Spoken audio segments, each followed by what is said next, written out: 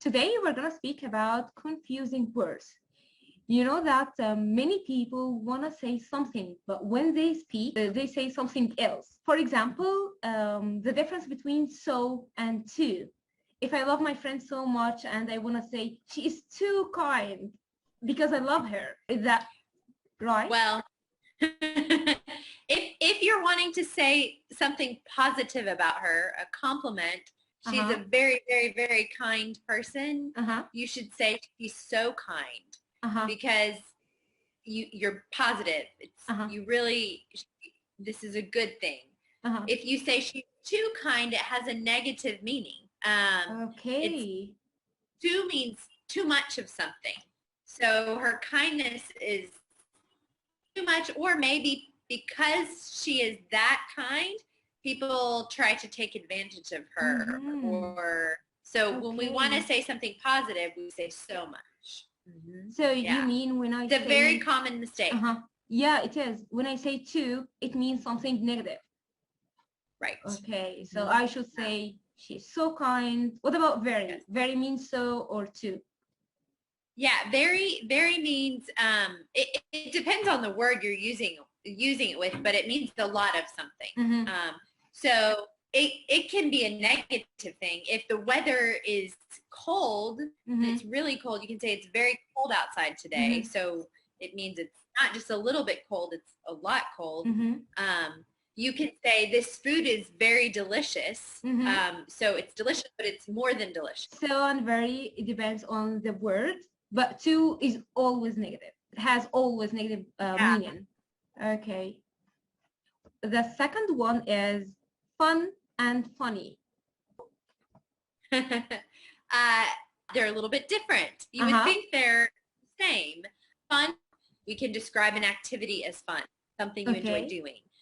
We can describe a place that you go maybe for holiday as being a fun place. But when I describe something as funny, it means it makes me laugh. So a comedy movie, funny, it makes me laugh. Or my friend who tells a lot of jokes and makes people laugh is very funny. But if it's something I enjoy doing, I would say it's fun, not funny. So funny has to do with something or someone that makes you laugh, that's entertaining, that makes you, they tell jokes, they are amusing to you. So it's different than fun. So let's say examples to make it clear. For example, Jim Carrey in the US, and for us in Egypt, Muhammad Hinidi, he is an actor. So they make me laugh. So what should I say? You can write in the chat box, by the way. What should I say? Fun, like Jim Carrey is fun or funny because he makes me laugh. Okay. Are you asking me, or are you asking the participants?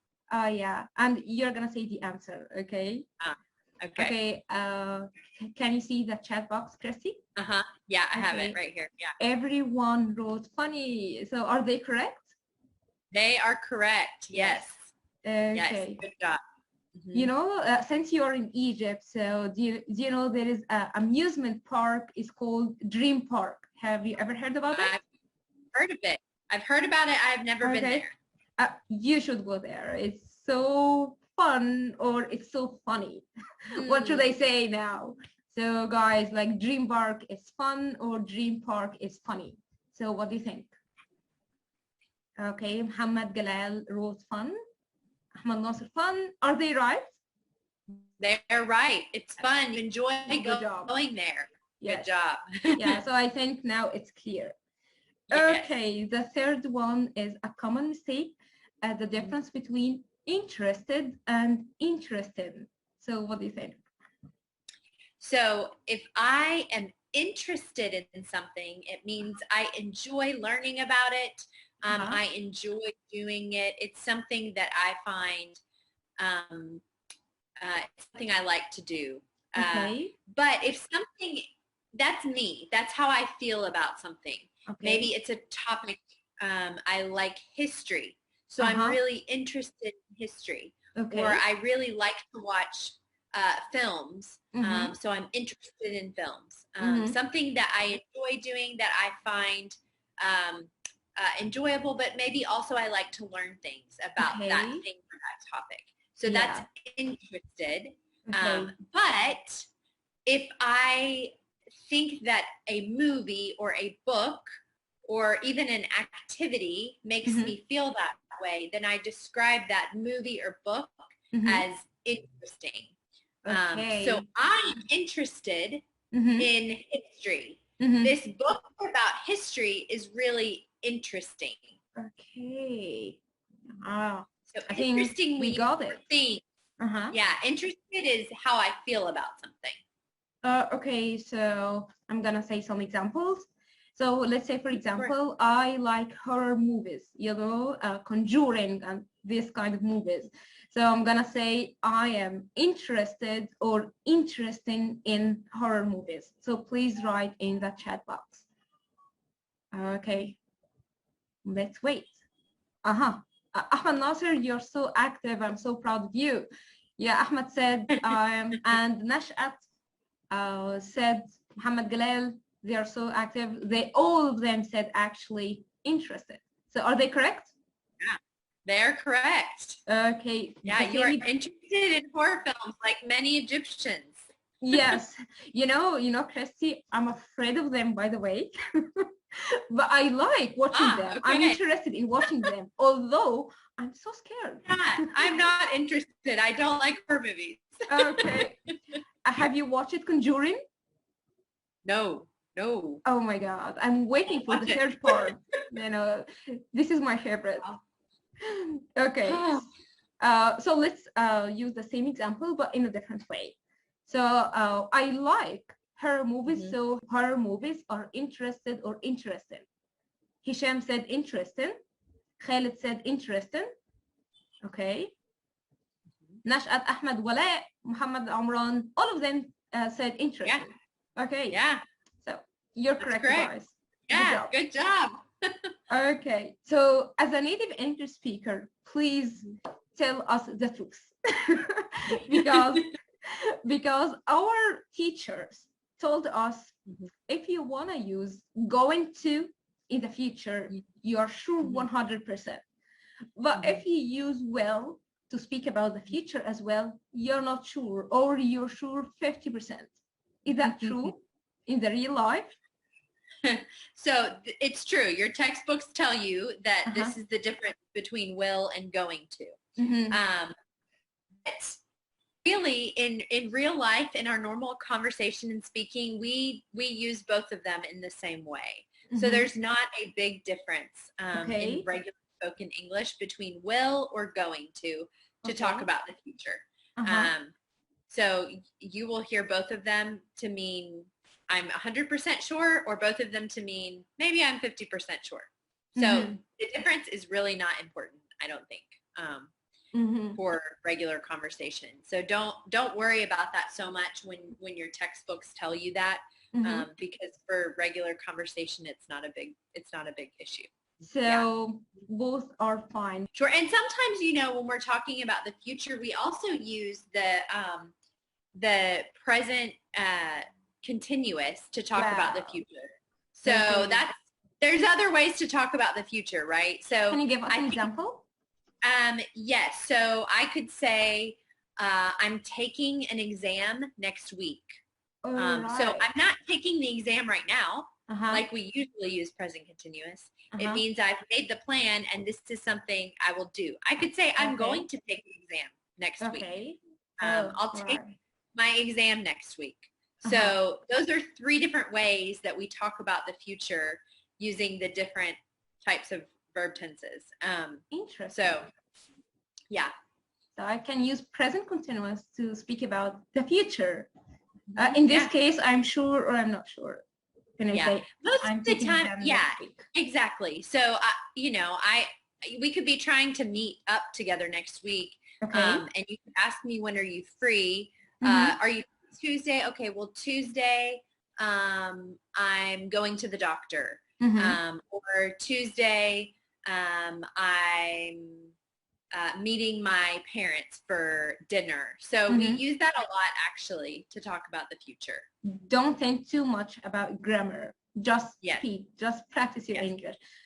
Speaking of going to, when you speak quickly, American accent, do you say, I'm going to meet you, or you say something faster? Yes, we often would say, I'm going to be there early. Again. I'm going to be there early. I'm gonna. Okay. Can I say, I'm gonna to meet you, or I'm gonna meet you? I'm gonna meet you. Yes, without using to. Okay. Yes. Okay, so now it's your time, guys. If you have any confusing words, please ask Kristy. Kristy will answer your questions. So please raise your hand to let you in. I think there's a couple. Yeah, Abdullah. So Abdullah, can you please unmute yourself? Hi. Okay. Assalamu alaikum. How are you? I hope you're doing well. Yeah. Ramadan for you all. Thank you. Firstly, I have a question. I have a little question about grammar. Oh, okay. I heard that English grammar is always changing. For example, the rule of I am going and he is going, they usually tell us that this is only used for things that is arranged already between me and someone that I'm talking to. Now, I read a template or in the news, in the American news, that, for example, Trump will meet the Chinese president. It is already arranged, of course, because a president meeting another president, of course, must be arranged. But how can they use will? That means the language grammar has already changed from time to time. Does that happen, or if it happens, to what extent does it happen? And thank you. You're welcome. I think it's a very interesting question. Yeah, very interesting. Okay. Yeah, I mean, I think every language is changing. Even if we can't see the changes, it's changing very slowly. So I'm sure that's true. And maybe some of the rules about going to and will are maybe older rules that we don't follow as much anymore. And that's a perfect example. A news headline that says, the president will meet the Chinese president. The president is going to meet the Chinese president. The meaning for the average person is basically the same. So I think, yes, I do think language changes. I don't think it changes so quickly that you have to worry as language learners that you're going to miss something. I think the change happens slowly. So yes, it's true. It's why it's good to read things like you did. You read something. So it's good to read things and understand what is new in learning English. But I think that the change happens fairly slowly. So I don't think you have to worry about that so much. So about the example that Abdullah has mentioned, it means when you say Trump will or Trump is going to, the same meaning? The same, yeah. Okay. Okay. Thank you so much, Kristy. Yeah, you're welcome. Muhammad Galal. Hello, Muhammad. Hello, Ms. Hema. Muhammad, how are you today? I'm fine. How about you? Okay. Is my voice clear? Yeah, it's very clear. Okay. There is another tense for expressing a fixed time future. We use the present simple, for example, with fixed timetables for planes and for trains. For example, when I ask someone, what time does your plane leave? Okay, this expresses a future, and we use the present simple here with fixed timetables. So I wanted to add that we can use the present simple to express or to ask a question for example, my plane leaves at 11 p.m. Okay. Yeah. It means that the plane will leave or is going to leave, but with fixed timetable, with fixed matches or TV channels, we use the present symbol also to express a future meaning. Yeah. Very good example, Muhammad. Great point. Yeah, great point. Thank you. As you see that people are interested in grammar, Yeah. Okay, so please, if you have any confusing words, ask Kristy. Okay, so raise your hand and I'm gonna let you in. Okay, so Kristy, I have a question for you. Mm-hmm. I have heard one of my students said, like, for example, when she was describing her boyfriend, for example, she said, he is beautiful. So can she describe a man? Can she say he is beautiful? That's an actually. So most of the time when we describe, when we describe a man, Hisham has put it in here. Yeah, we would say Hisham. That's nice looking. We would say he's handsome. And a woman we say is beautiful. But sometimes if a man is very, very handsome, you might hear someone say, wow, he is just beautiful. Okay. But in general, if I'm saying, oh, that man, he is nice looking, I would say he's handsome. But sometimes people will say it. Sometimes people will say beautiful. But most of the time, beautiful is for women. Handsome is for men. Someone put here gorgeous, Ahmed, in the chat box. Yes. So gorgeous can go for either. This is like a higher level beauty even. So she's beautiful, but wow, she is gorgeous. Or he is handsome, but wow, he is gorgeous. So that one really goes for either men or women. That's a great question. Yeah. Good job, Ahmed, for using this word. And Wahid say fancy. What do you think about this word? Okay, fancy usually means, so it's an adjective, and we usually describe clothes as being fancy. Very nice clothes that you would wear to an important party. We could say very fancy clothes, a very nice dress with high heels. That's a very fancy look for a party. So that usually has to do with very nice, very formal clothing or accessory. It could also be used to describe a house or furniture that's very, very nice. You could say, oh, my friends have a lot of money. They have this beautiful villa with a lot of nice furniture. It's very fancy. It's not just a normal apartment with normal furniture. It's a very fancy house. But I can say when I mean he is handsome or she's beautiful, I cannot say he is fancy. No. Right. Yeah. No. If someone wears a lot of formal clothes and always has that look, you can say she's very fancy. She always dresses really nice. But to describe beauty, no, you wouldn't say fancy. Yes, you're right. Noor, you have a very important question. So what if I let you in and ask this question by yourself? If you're interested, Noor, raise your hand and I'm gonna let you in. I know this is, like challenging for some people to speak English, but you can do it. Okay, that's Noor, right. Are you interested? Okay, we're gonna wait for you, Noor, but Hisham is interested. So Hisham, can you raise your hand? Hello, Shaima, and Hello, Kristy. How are you doing? Good. Yeah, about fancy, I have heard fancy being used as a verb. Like saying fancy having a cup of coffee, things like that. So is this like American or British thing? British. Or what? It's British.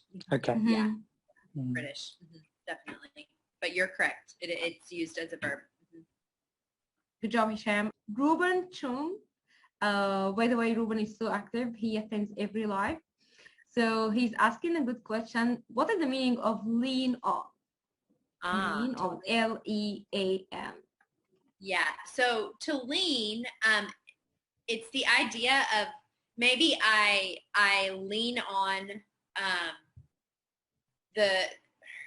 we also use it with other prepositions. But when we say lean on, we usually mean it to have to do with depending on someone else. Yes. Maybe you're going through a difficult time and your friend says, I know this is really hard for you right now. You have a lot of trouble at work, some problems in your family. You can always lean on me. Yes. In other words, you can depend on me. If you need anything, you can talk to me. I will be here for you. That's the idea of lean on. It can have other meanings too, but generally that's how we use it. Maha said lean on means to count on. Is she correct? Exactly. Yes. Yes. Good job. Good job, Maha. Good job. Yes. Good job. Ahmed Nasser is asking, I think it's a funny question because it's a common mistake as well. What is the difference between get up and wake up? Yeah, great point. So wake up happens first, usually, and then get up happens. So wake up is when you are laying in your bed and you hear your alarm on your phone and your eyes open and you are awake. But you're still in the bed. So maybe you will stay in the bed for 30 minutes, but you will not go back to sleep. You're awake. But when you decide, okay, it's time, I need to drink my coffee, I need to go to my job. So then when you sit up and get out of your bed, that's when you get up. So sometimes people will ask you, it's Saturday, you're hanging out with your friends. Oh, did you get up early this morning? Did you wake up early this morning? They might mean to be the same thing. Exactly. But wake up is actually when you wake up from sleep. Get up is when you get out of your bed. You're not sleeping, Yeah, exactly. All right. So Susan, you have two important questions. What if I let you in? What if you ask your question to Kristy? If you're interested, Susan, raise your hand. Okay. And if anyone interested, raise up your hand and I'm gonna let you in. Okay. Okay, so one of my students asked me, Mishama, we have heard somebody said, for example, he is cheap. So it means he is not expensive? What do I mean when I describe someone he is cheap? Good question. So a lot of times we use cheap to talk about things that are not expensive, right? Things we buy or stores or shops we like to go to because the clothes are not expensive, they're cheap. Yes. To describe someone as cheap means they don't like to spend a lot of money. They just want to spend a little bit of money on things. So maybe you don't like to hang out with them because they're so cheap. They don't want to go to the nice restaurant or go to the cinema. They're so cheap. They don't like to spend money. So that's another usage. So he isn't generous. He is cheap. He is stingy. Yeah. Okay. He doesn't want to spend any money. Exactly. Okay. So Noha, stingy. Good job. Maha, can you ask your question? Can you participate with us? Raise up your hand and I'm gonna let you in. Or Maha or somebody else. Ruben. There's a What does it mean when something is cheese? Cheese. Yeah. Okay. I think he means cheese or cheesy. Maybe cheesy. Yeah. So I think it means if cheesy. something is not, we often use it to talk about movies or usually movies. We would say it's a very cheesy movie. It's not very realistic. It's very silly and not very serious. Yeah. It's more of a negative thing. Yeah. So, it has a negative meaning. Exactly. Yes, exactly. Someone tacky, kind of similar to that. Yeah. Yeah, good job. See you later. Of course, we're gonna have another meeting. Thank you, Kristy. Bye, everyone. Thank you. Bye-bye.